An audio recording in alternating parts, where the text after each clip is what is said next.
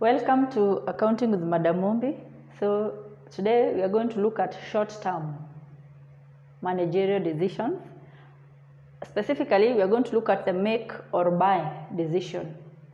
So the make or buy decision, it is a decision by an organization or a firm on whether to make a product internally using their own resources, or to purchase the product externally from suppliers. So it is simply a choice between making a product or doing a certain activity internally, or outsourcing that activity, or if it is a product, or buying that product externally from outside suppliers. So that is it about make or buy in terms of what its definition can be. Now, what are we going to consider when we do this decision of make or buy? For the make option, it gives management power and control, direct control over the work.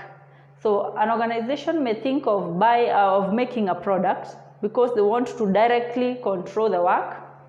They directly want to control how the work is done. They want to directly supervise the product quality.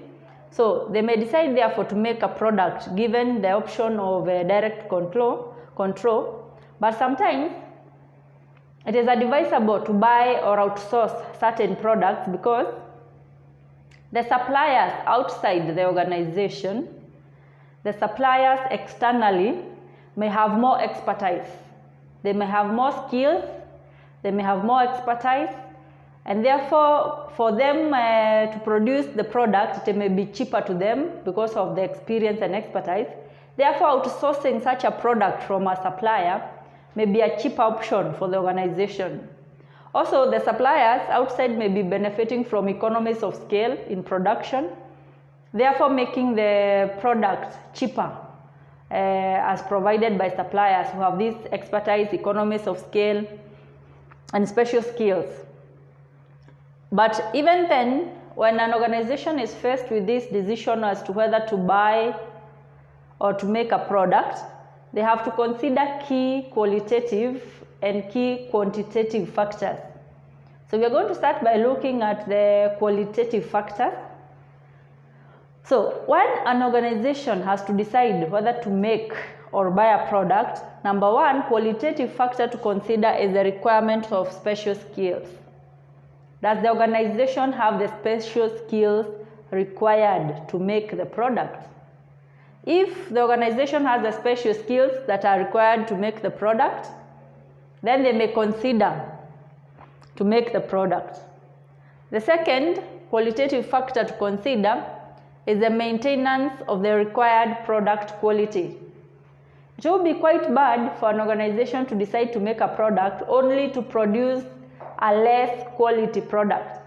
It is very important for the organization to gauge whether they are able to maintain the product quality that is required, so that if they decide to make a product, then the product or the output is of equal value with that what they would have bought from outside suppliers, or rather it even exceeds the quality from suppliers. And the third item to consider is the existence of idle capacity. Now, the organization may be producing at maximum capacity.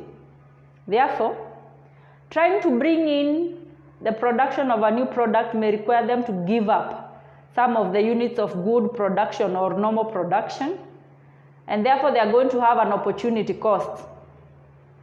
Other times, they may have a better or more profitable use of the idle capacity. So instead of deciding to make components, they may decide to use that idle capacity for more profitable use. So the organization has to evaluate whether they have existence of idle capacity, and if there exists any other more profitable use of that idle capacity before they decide whether to make a product. Then on the same, they may also have to consider the necessity of long-run business relationship with suppliers. Now, once an organization has established some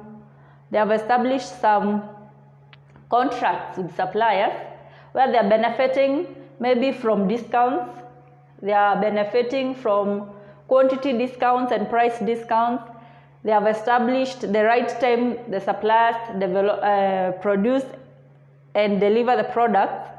This kind of relationship may be compromised if an organization decides to make the product internally.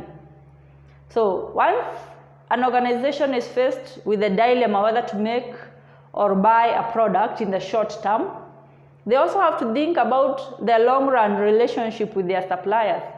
Is their choice of making the product going to affect further relationship with their business suppliers?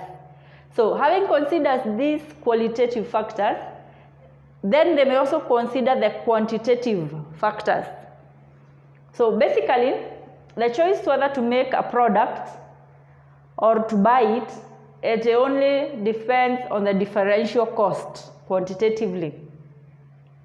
What is the cost of making? What is the cost of buying? The difference between the cost of making and buying. If it is cheaper to make a product, then an organization may choose to make a product.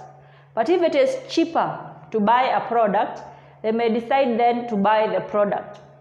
So the first quantitative factor to consider is the differential cost of the make or buying. I've also mentioned they also have to consider the alternative use of idle capacity. What else would the organization do with their idle capacity? What else would they do with their machines? What else would they do with their available labor that maybe would be more profitable to the organization instead of making a product? Then we have also to consider the opportunity cost. We are going to see it in the question where you have to give up some other items or you have to give up some other jobs for you to be able to make a product. So the value or the benefit you are getting from the item that is given up represents an opportunity cost to the organization. The other item you are going to consider is the relevant cost of making and the relevant cost of buying. Starting with the relevant cost of making, when you decide to make a product, which are the relevant costs? Remember, the definition of a relevant cost is a cost that changes with decision making. It is a cost that is affected by the decision. So a relevant cost is a variable cost that changes with decisions. So for example, the relevant cost of making a product, if you decide to make a product, you have to look at all the variable manufacturing costs. What is the cost of material? What is the cost of direct labor? What is the variable production overhead? All those are the variable manufacturing costs. While at it, you may also consider some fixed cost. Not all the fixed costs are considered. We are only going to consider the avoidable fixed cost. Avoidable fixed costs are fixed costs that can either be incurred or not incurred depending on the decision. That is why we are saying that they are avoidable. So all the other non-avoidable fixed costs shall not be considered. We are only going to consider avoidable fixed costs. That is the cost of making a product. We have said the cost of making a product is a direct material, direct labor, variable production overheads, and so on. Then when we decide to buy the product, what are the relevant costs of buying the product? That shall include the purchase price of the product. How much can we buy the product from a supplier? The ordering costs, at what value are we going to order the product? And the delivery cost, at what cost is the product going to be delivered for our use? So when you take a combination of all the cost of buying, from the purchase price to the ordering cost to the delivery cost, these shall constitute the relevant cost of buying the product. Then you're going to compare the relevant cost of making vis-a-vis the relevant cost of buying to determine what is the differential cost. Which one is cheaper? Is it cheaper to make or is it cheaper to buy? So we are going to go ahead and look at a question. Okay, yeah, before we look at a question, here we are also saying there are times whereby you don't have a choice. There are times when you do not have a choice. Either you have to buy, it is a must for you to buy, or sometimes it is a must for you to make. So scenarios where you do not have a choice. For example, you do not have a choice other than to make a product if you are protecting a business secret. Therefore, where the product design is confidential, or where you have to keep a secret in terms of the processing of a product, you do not want to sell your ideas to other people, then you are constrained to make sure that you make the product internally to protect your business secrets and protect your methods. On the other side, on the other hand, where suppliers hold the patent, and suppliers have unique techniques, and suppliers have special expertise, and suppliers have special equipment, where the quality of work can only be achieved by engaging the supplier, then you do not have a choice other than to buy the product. So in such cases, either you make the product when you want to hold your business secrets, and where the supplier is superior in terms of quality, specialized equipment, special skills, then you buy that product. You don't have to compete and try making it. You just have to buy it from the supplier. So these are scenarios where you do not have a choice. So that now brings us to our question. Our illustration. It says that the cost of making component Q. So we want to see what is the cost of making component Q, which makes part of product Y, as stated below. The direct material is Sh4 per unit. So per unit of Q, we require direct material Sh4, direct labor Sh8, production overhead Sh16, giving us a total cost of 28. So to make the product, the total cost is 28 shillings. And you are told further that the component can be bought from an outside supplier for shillings 25. Up to that point, they may be tempting to conclude that it is cheaper to buy. Up to that point, it may be convenient to think that 25 shillings is less than 28 shillings, therefore we should just buy the component. But no, we cannot make the decision yet. We have to read all the other information, and then we have to evaluate what we have said, what is the relevant cost. Some of these costs may not be relevant. So we are told that the fixed cost will not change, and the variable production overhead is absorbed at the rate of 80% of direct labor. What does that mean for us? Out of this production overhead of 16, it means that part of it is variable, while part of it is fixed. So out of the 16 shillings that represents the production overhead, while some amount is fixed and shall not change whether you decide to make or buy, some amount is variable and shall be a relevant cost for this decision. The one that is fixed that shall not change whether you make or buy is an irrelevant cost. So our main agenda will be to break down these 16 shillings of production overhead into what is variable and what is fixed. And this information here tells us that the variable production overhead is absorbed at the rate of 80% of direct labor. So if we have direct labor here as 8 shillings, 80% of the 8 shillings, which is 6.4, shall represent the variable component of the production overhead. But we are going to come to that.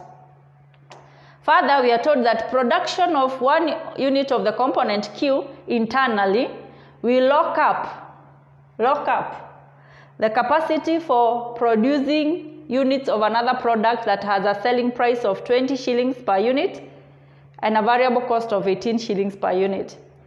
So this is what we are saying is the opportunity cost, where For you to produce component Q, you have to give up production. You don't have idle capacity. You have to make an opportunity cost, whereby you have to give up another unit, or you have to give up another component, lock down production for a period to be able to make your component Q and give up another component. So the component that we are giving up has a selling price of 20 shillings and a variable cost of 18 per unit. Therefore, it means that it has a profit of 2 shillings, which is 20 minus 18. So it means that we are giving up 2 shillings for every unit we produce of component Q. We are giving up 2 shillings of opportunity cost by giving up another product. So the company requires 2,000 units of product Q. You can realize that this is a short-term need. Once they just get their 2,000 units of product Q, we are good to go. We can go back to our normal production. So the question is then, should the company make or buy the component Q? Should they make or buy the 2,000 units of component Q? And now the answer, we are going to look at the answer here. This is the solution. This is the solution. We have to look at what is the relevant cost of making the product. And as I've said, the relevant cost of making a product, is all the variable manufacturing costs. And from the question we have seen, the relevant cost here, direct material is a variable cost, so it is relevant, shillings 4. If you do not make the product, we are not going to incur a direct material cost of 4 shillings. But if we make the product, we are going to incur shillings 4 per unit of the product that we are going to make in terms of direct material. Same goes for labor.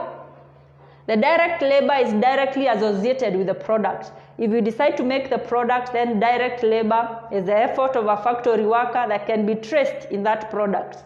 So again, it is a relevant cost. It is a variable cost. From all the production overhead that we had been given, as 16, the only relevant cost is the variable component, the variable production overhead, which we have been told is absorbed at the rate of 80% of direct labor. So 80% of direct labor, where labor is 8 shillings, is giving us 6.4. So out of 16, only 6.4 is variable. The other 9.6 is fixed. And what we have said about fixed cost, if it is not avoidable, then it is irrelevant for decision making. So the total cost of making that is variable, or the total cost of making that is relevant, is going to be 18.4 shillings. Now, let us look at the opportunity cost. We have said we are going to lose a contribution margin that is sacrificed. If we sacrifice producing another unit that was having a selling price of 20 shillings and a variable cost of 18 shillings, therefore it was giving us a contribution of 2 shillings per unit, we are giving up these 2 shillings. So it is the opportunity cost. So the opportunity cost we are going to add to our relevant cost, and therefore we are going to say that the total relevant cost of making component Q, the total relevant cost is shillings 20.4. This is the total relevant cost of making the product. Now, out of 28 shillings, only 20.4 shillings is relevant cost of making the product. And now we can compare that with the relevant cost of buying. We had been told that the component can be bought from an outside supplier for 25 shillings. Now we are going to compare the difference between the cost of making, relevant cost of making, and the relevant cost of buying. And the difference here is what you are saying is the differential cost. The differential cost is going to be 25 minus 20.4, giving you 4.6. So actually it is cheaper to make the product by shillings 4.6 for every unit made. So the option that is cheaper by 4.6 for every unit of component Q is to make it internally.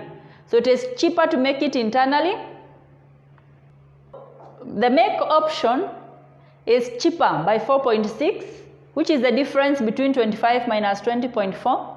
It is cheaper to make the product by 4.6 shillings for every unit of component Q, and instead of buying. Therefore, we are going to make a saving of shillings 9,200, which is 2,000 units that are required of component Q multiplied by 4.6 shillings. So it is cheaper by 9,200 shillings to make the product internally instead of buying it from an outside supplier for shillings 25.